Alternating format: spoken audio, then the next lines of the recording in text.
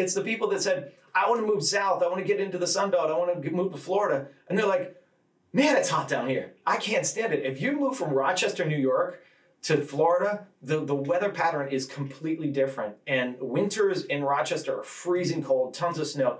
In summer, you're talking 60, 70, 80 degrees in winter.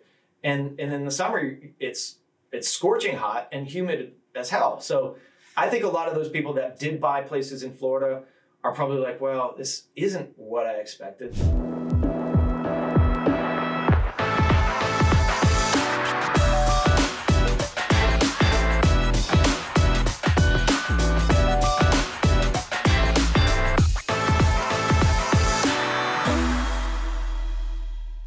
How's it going, everyone? Welcome back to another episode of the Shawn and Matt Show. My name is Matt, that is Shawn, and welcome to our show. Shawn, in today's episode, we're going to be talking about vacation home sales that are down 50% from pre-pandemic levels. We're going to be talking about America's top cities, top real estate markets for 2023. Then we're also going to be getting into in or out, whether Shawn Battle's in or out on 3 houses across the world. Shawn, let's start with an article from USA Today. Staycation for the win. Vacation home sales are down 50% from pre-pandemic levels.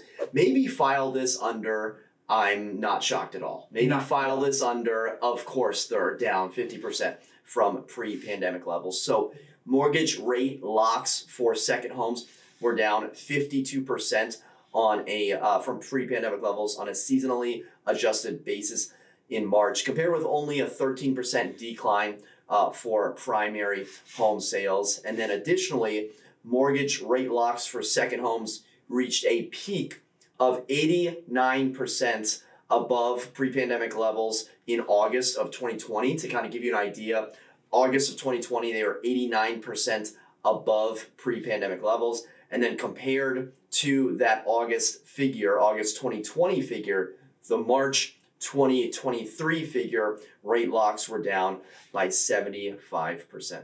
Shawn, what are your thoughts on vacation homes tumbling so significantly? And furthermore, what sort of ramifications do you think we'll find? Because when the economy turns, the first thing to go are the vacation homes. So what do you think we're in store for here upcoming with this news that just came out? Yeah, first of all, I'm not surprised that it's down. I think, this is fun money that people have. Their dream is coming true. I can finally afford something. And, we thought all the prices were going crazy, that how is this still affordable? And in hindsight, when we look back, we're like, man, those interest rates were so good. That's why it was so hot, right? So everybody was jumping in for those second homes because they could do it. It was fun. And now we're seeing that those interest rates doubled. Naturally, it's going to slow down that thought of, man, do we want to spend all this money on a vacation place? Do we have the means to do it? Now, that's happened twofold. One, in the interest rates, because they've doubled.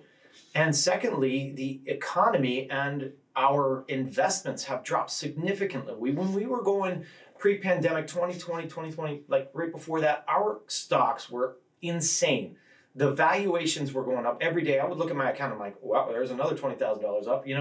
It was going up so quickly. So people had so much more cash. They were flush with cash.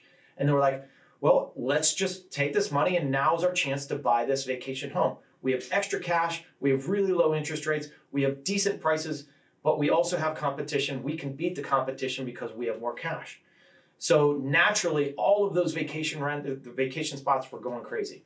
So now what do we see? Hey, no one has the cash anymore. People are in fear of recession. Interest rates are too high, and the discretionary spending stops. We have to slow it down. Let's be smart about this. Let's not go overspend because we don't know what is in store for the next year, the next 2 years. So I think it completely makes sense. One of the comments on the article, it's a USA Today article that was syndicated on Yahoo. One of the comments on Yahoo, by the way, have you read comments on Yahoo articles before? No. Like in terms of like hierarchy in internet comments. The Yahoo comments are maybe like the lowest of the low brow. Like the first couple of comments will be normal, and the third one will like convince you that our government leaders are lizard people and that birds aren't real. That's the extent of Yahoo comments. Yeah. So with that being said, there's a comment here from Progress, and it's actually the person's name is Progress. That's their name on the interwebs. Okay. They live in Tahoe. They were one of the many that lost their long-term housing when Bay Area people were escaping the city in 2020.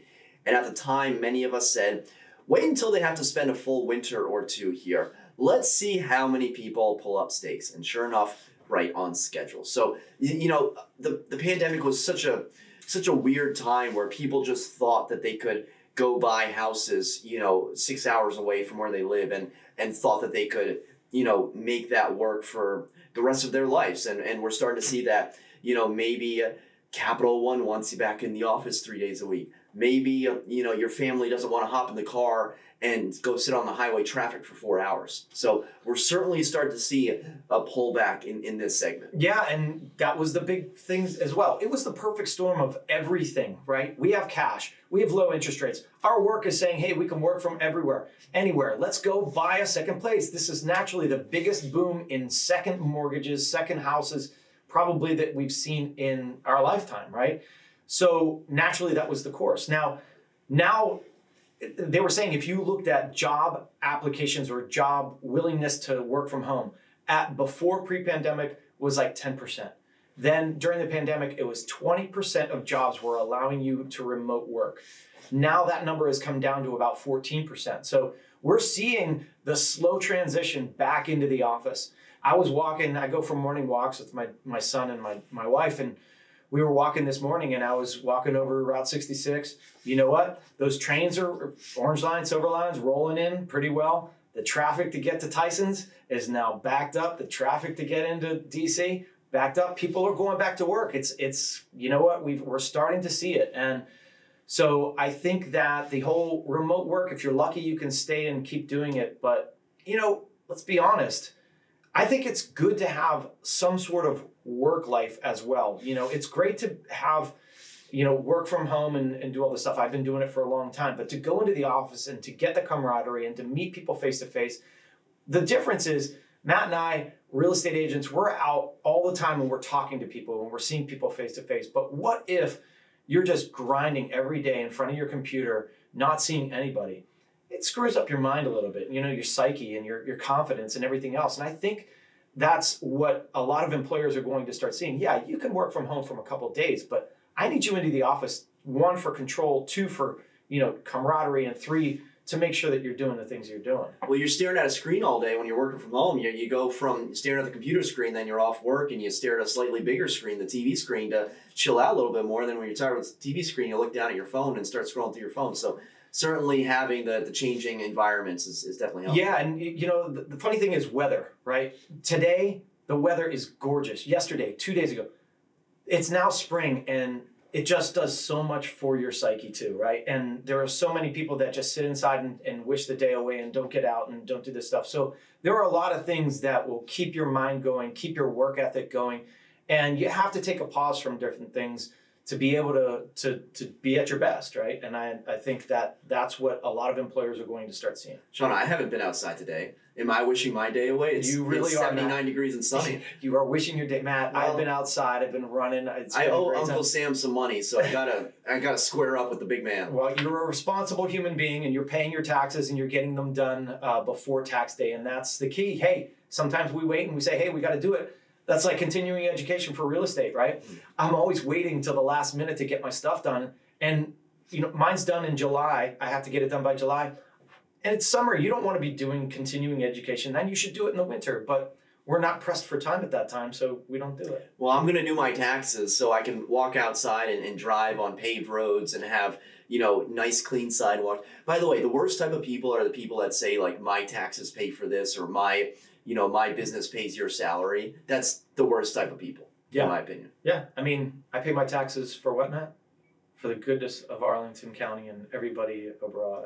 I shouldn't have been brought up taxes around Shawn. That was bad. I hate taxes. No, it's good to pay taxes, but you know. Yeah, but like it's like bragging about paying taxes. Yeah. It's like, oh, you're bragging about something you're supposed to do. Yeah, good for you. That's it. All right, let's move on to the next topic. This comes to us from Realtor.com.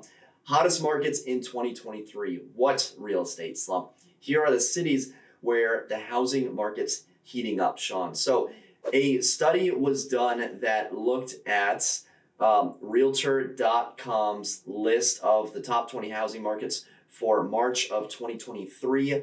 The way they conducted the study was looking at two variables, Shawn. One, demand, measured by the number of views per listing, and pace, measured by how long listings linger for sale before getting snapped up. So with that in mind, the top markets in the United States: Rochester, Manchester, New Hampshire, Hartford, Connecticut, Columbus, Ohio, New Haven, Connecticut, Worcester, Mass, Concord, New Hampshire. You may be noticing a trend here. Yeah. Springfield, Massachusetts, Boston, Massachusetts, and Janesville, Wisconsin. So we had one Wisconsin city come in under there. But Shawn, what I'm noticing, no West Coast. No West Coast. No mountain. All Northeast too. So it's not even Southeast, where I think during pandemic times, people were going to the South. They were going to the Sun Belt. They were buying at the beach. Now they've changed course and it's going back to the North. And why would they be doing that? And I was thinking about it and reading the articles and thinking, all right, well, number one, probably the biggest reason is most of these areas are priced below the median sales price for homes in the United States. So if you are maybe wanting to buy an investment property, you want to buy something where you can make the numbers work. And where do the numbers work? Where the prices are lower. Yeah, you're not going to get as much for rent, but your initial investment is lower. And so you can get in to buy a house. You know, if you're putting 20% down on a $350,000 house, it's $70,000. Here, the median sales price is what? $750,000, $800,000. You have to come up with $160,000. So the barrier to entry is a lot lower in these areas. The second thing is, for me, when I look at properties that I want to purchase or I think about investment properties, I'm always thinking about how close to water are they? I love water and I want to be as close to water. And if I'm investing in something, I'm either looking at cash flow or I'm looking at proximity to water. And this Rochester is right near Lake Ontario. So you've got those. You've got Niagara Falls to the west, and you've got the Finger Lakes just to the south. So you have so many different things. So if you want to go fishing in the Finger Lakes, I mean, that would be a dream, right? You want to go offshore fishing in Lake Ontario. I mean, believe it, that's almost like an ocean fishing in that. So I guess the area has a lot to afford you when you do purchase there. Shawn, are these just the cities that people moved away from during the pandemic? I mean, I remember Grant Cardone saying if there's snow on the ground, people are moving out of town. That's hilarious. I mean, that could be it. They're probably moving back. They're like, wait a second, we got to go back to work. Let's move back to our house. Or it's the people that said, I want to move south. I want to get into the Sun Belt. I want to move to Florida. And they're like, man, it's hot down here. I can't stand it. If you move from Rochester, New York to Florida, the weather pattern is completely different. And winters in Rochester are freezing cold, tons of snow. In summer, you're talking 60, 70, 80 degrees in winter. And in the summer, it's scorching hot and humid as hell. So I think a lot of those people that did buy places in Florida are probably like, well, this isn't what I expected. This isn't really what I wanted. And maybe I was, the grass is always greener, right? The grass is always greener. So anyways, getting back to these cities, they have something in common, and it's all northeast and low prices, right, Matt? What I thought was interesting is the New York Times also put out an article recently that said America's most popular neighborhoods. A study of Zillow search behavior identified the most sought after areas in the country. This was a study by House Fresh. So I'm pretty sure we're just taking studies from any quasi-reputable source online. Have you ever heard of House Fresh? Do you go to housefresh.com No.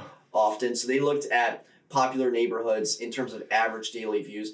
And this was more of neighborhoods within cities. So think Hollywood Hills in LA, Camelback East in Phoenix, La Jolla, Upper East Side, Summerlin in Las Vegas. So they're looking at the bigger cities. Now, what's unique is that there were no.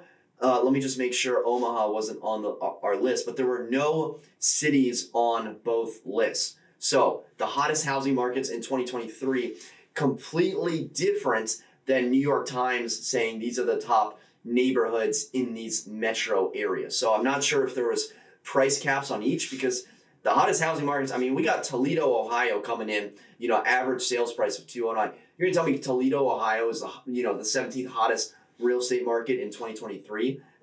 I don't know. I don't know if I believe that. Yeah, I mean, you got to take all of these studies with a grain of salt. I think the whole thing about the hottest neighborhoods, or the places that are most popular neighborhoods, are the places that people dream of. La Jolla, California. I mean, who wouldn't dream of living there? It's gorgeous. Can you actually afford to go there? No, the majority of people can't. So I think maybe the most popular neighborhoods are dreamy neighborhoods where I'd love to be if I could, and then the sales data, or the quickest sales that are happening right now that aren't used to it. I think, if you look at Arlington, our days on market are probably less than a lot of these places. But maybe they were looking at what is the biggest difference, the different trends, because we're still selling. Our average days on the market isn't much here, and I think it's probably better than most of these. So I'm wondering why Arlington, Virginia wasn't in there, because let's face it, now we see two different markets when you're looking at condos and looking at single families. Some tend to stay on the market longer than single families, but I think the average is probably less than those. Well, we're competing with metro areas like New York City and Phoenix and LA. Yeah. Shawn, you talk about dreamy neighborhoods like the Upper East Side, La Jolla, Hollywood Hills, and the number one, Northeast Dallas. Tell me what's going on in Northeast Dallas besides new construction that's probably like $300,000. Yeah. Not much going on in Northeast Dallas. One of these is an imposter. I don't know if I buy Northeast Dallas. Yeah, who put that in there? Most popular. What new construction? Some developer is like, sneak in Northeast Dallas. Yeah, Northeast Dallas really popping off. Yeah. If you're into Northeast Dallas, definitely let us know. We might be missing out on something. Yeah. Dallas Frisco is Frisco's near Dallas. Dallas, Fort Worth, Arlington, Frisco. Yeah. You ever get down there? No, I've never been. I've been to Frisco. Yeah? You like it? You need a car.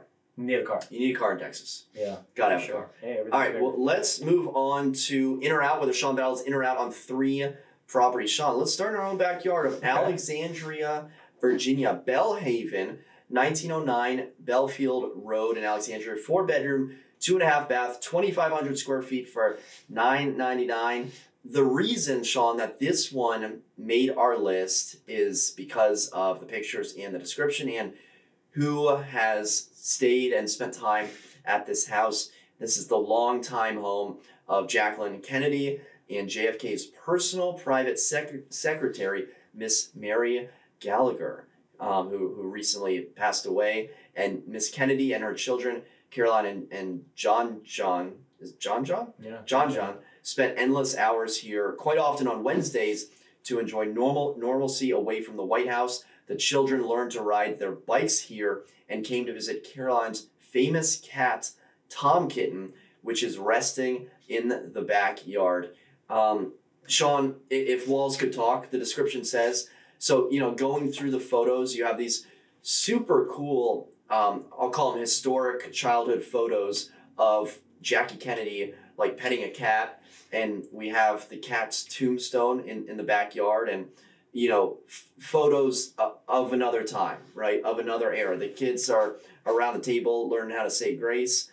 It's literally like 20 photos of Jackie Kennedy as a child, and then you have this house which needs some work. So right. Shawn, are you in or out on a house where Jackie Kennedy spent time for $999? Matt, when you first sent me this listing, I was looking through the pictures and I'm like, who in their right mind is putting old pictures? I didn't know who they were of, right? It's just thinking, is somebody... Kids. Yeah, I was thinking like, all right, somebody's putting their old pictures in here because they love this house and they wanted to show people like, oh, look at how we love this house. And I'm thinking, oh, this is the wrong thing to do. Until I got to the picture that said, Jacqueline Kennedy. And I was like, oh, okay, now this makes sense that these pictures are in there. So, all right, in Belhaven area, there are neighborhoods that you can scoop up a house for $500,000. I mean, they're a little bit smaller. I don't know exactly what street this is on or where it's located. You're right by the golf. Is the golf course right across the street? Okay, so this is a nice little. In that little section, they do go for a good price. Just south of that, they're a lot lower and they're a little bit smaller. I think because this is Jacqueline Kennedy's childhood home or whatever, I'm a buyer at this. I at first was not, and then I'm like, man, this is cool. When do you buy something cool? You buy it when it's available because you might never have that chance again. So I'm buying it. Are you putting up Jackie Kennedy like memorabilia? Are you doing something to honor Jackie Kennedy? I think I would in this house. Yeah, I mean, personally, I'm not that kind of style, but in this particular house, I think you're dedicating, if you're buying it and you're buying it for that reason, you're dedicating a portion of it to that. And I think that would be something that would show this property off. And then for me, it would be more of, if I was buying it, might try that Airbnb historic kind of thing, because you're close to Old Town. Old Town is a very historic place. If you went and tried to rent this thing out Airbnb wise, I think it would do really well for the historians.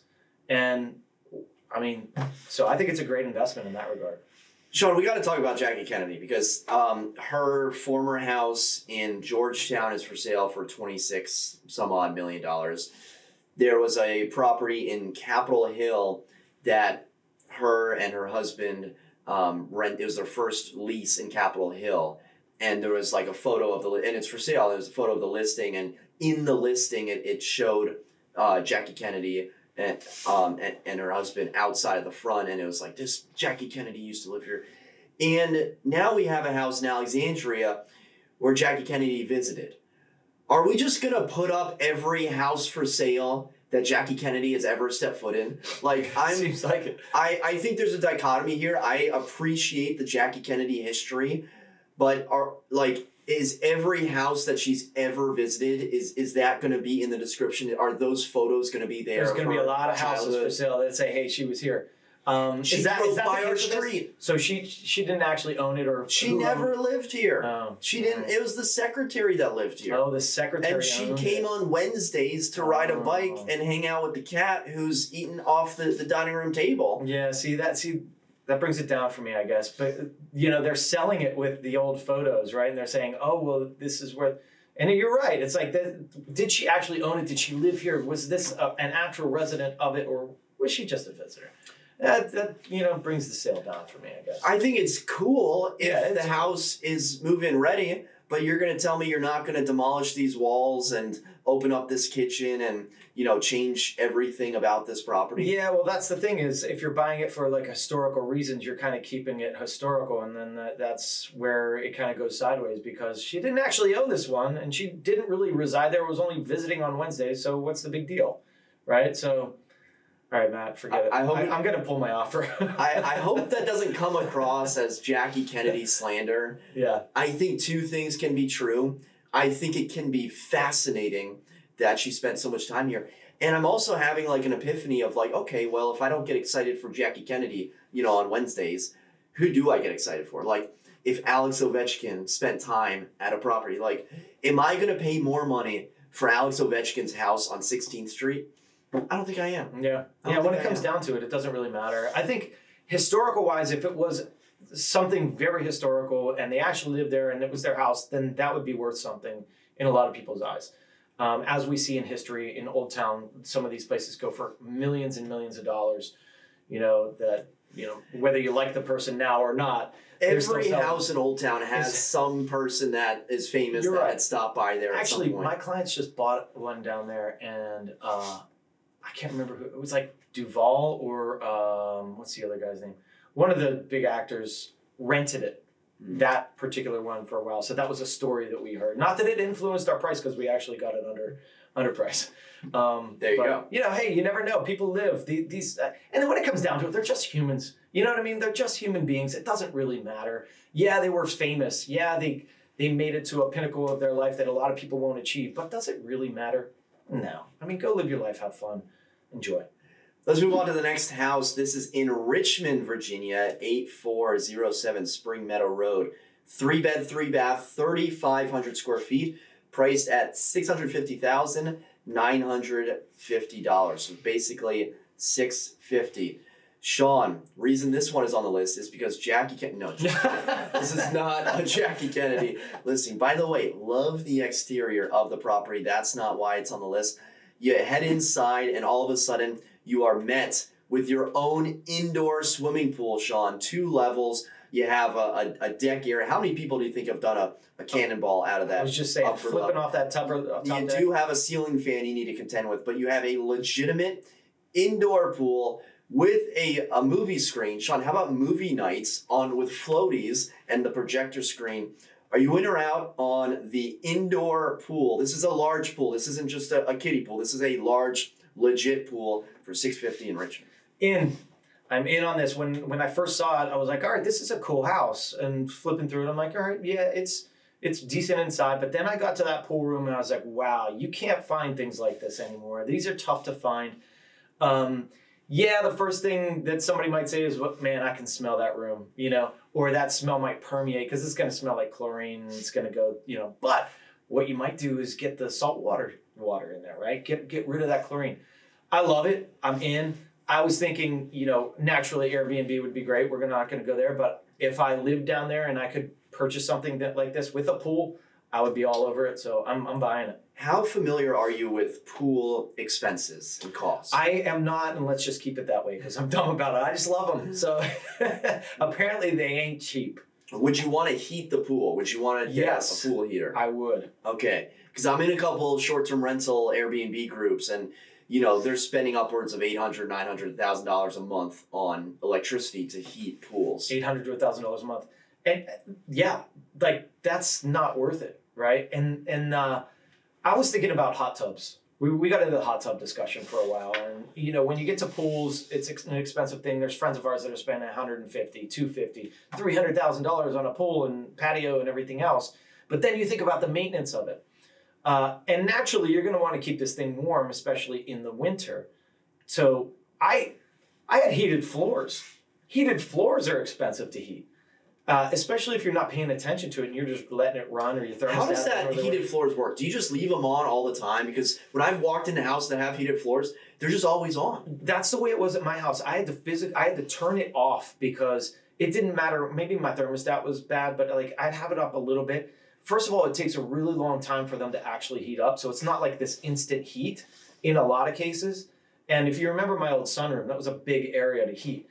And so the cost of it was, I was just like, I'm not spending $200 a month to heat this thing or whatever it was, $100. It was a lot.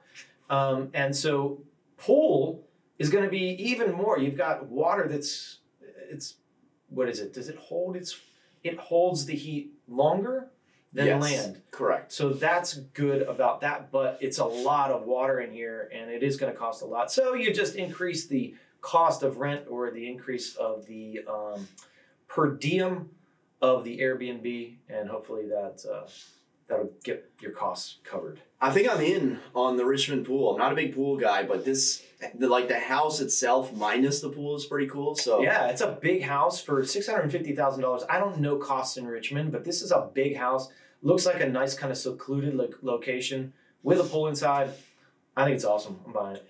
Let's move on to our last property, Shawn. This comes to us from New South Wales, Sydney, Australia. We're going down under for a new construction, 3-bed, 3 full bathroom, penthouse in the Skye, the Tamarama Skye penthouse, 4,500 square feet, media room, floor-to-ceiling glazing, 5 terraces, 360-degree view of Sydney's most exclusive beach. Owners can also take in the scenery from the Italian-made plunge pool. So we got a plunge pool as well. Shawn, as I'm loading up the 14 photos, are you in or out on the Australian penthouse in the Skye? Ooh, what's the price of this? Do you know? $20 million. Oh, did I mention that? $20 million. I didn't hear that. Maybe I just was not listening. I think you were just so amazed by the views and by the construction that It's amazing. The $20 million didn't bother you. $20 million. Oh, Have you seen Dodgeball where they're trying to raise money and the one guy goes, "Oh, well, we could pay in Canadian dollars." It's like this. Oh, it's only 20 million Australian, so you could what is pay. the conversion rate? I don't know the Australian dollar conversion rate. Matt, I like this place. It's amazingly beautiful. A plunge pool. I'm still learning about it, so I'm trying to give you a quick answer. That looks beautiful, but $20 million for this. I want to be on that beach, not looking at the beach. So I'm gonna pass on this, even though it's gorgeous, cool, really cool place. $20 million, I'm on the beach. Would you go swimming in an Australian beach? Hell no. Think about your answer. Okay, well, you didn't have to think about your answer. I'm just putting my feet in. You want to be on the beach, not in the beach. Yes. Yeah. You know, I'm thinking if I got 20 million Aussie dollars, 20 million Australian, I don't know if I want a condo. Yeah. I think I want a compound. Well, and that's the thing. When you start getting into high-level condos like this, you're paying a condo fee on a price per square foot basis. And if you've got $20 million, maybe you're not caring about the $15,000 a month that you got to pay on condo fees. But it's real. It's reality. When you get to these high-end places, especially in New York City, there are humongous condo fees. Matt and I actually saw a condo the other day. Unbeknownst to us, we might have been competing against it. We both showed it. It was a $1.5 million condo in Arlington. It was a 2,500 square foot condo, which you cannot find in Arlington. But Matt, what were the condo fees per month? And we're not saying $15,000, but I think they were $1,800. $1,800 a month. So you have to think, all right, I'm going to spend $1.5 million. I'm going to pay the taxes of $16,000 a year, and I'm also going to pay the $1,700 or $1,800 in condo fees. So you have to be aware of what that is getting you, and is it worth it? And so. Yeah. What's interesting about the condo fees, as I did the rough math, is like in my building, I think it's around like 60 cents, 63 cents. It's kind of an average, 65 cents. And the one that we saw, like you're thinking $1,800 a month in condo fees, that's insane. Who would ever pay that? Well, it's 2,500 square feet. And condo fees are how much of the building that you own. So if you're paying $1,800 a month and you own 2,500 square feet, you're paying 72 cents per square foot, compared to 63 cents. So yeah, you are paying a little more, but it's like 11 cents more per square foot. So it's not astronomically higher. It just seems that way because you're getting 2 or 3 times the square footage of a usual condo. Yeah, and that's what people overlook a lot of times when they're looking at condos. They're like, oh, I want a big condo. And they look at the condo fee, they're like, whoa, why is this condo fee so expensive? It's always on a price per square foot basis. So if you want a bigger condo, naturally your condo fee is going to be higher. So Matt, are you buying this one? I am out on the Skye Tamarama. All right. I'm out. Even though it's minutes to Bondi Beach. Have you ever been to Australia? I have not. No, my wife has. She said it was awesome. Maybe I need to go to Australia, go to Bondi Beach, and really soak in the Australian experience. Yeah, I mean, we've never been there, so we don't know what to expect. I think it would probably be amazing. But well, if you made it this far, let us know if you've been to Australia. Type Australia in the comment section down below so we know you're a true fan and you're watching this show. That's right. So for Shawn and myself, thank you so much for watching. Until next time, we'll see you then. Take care.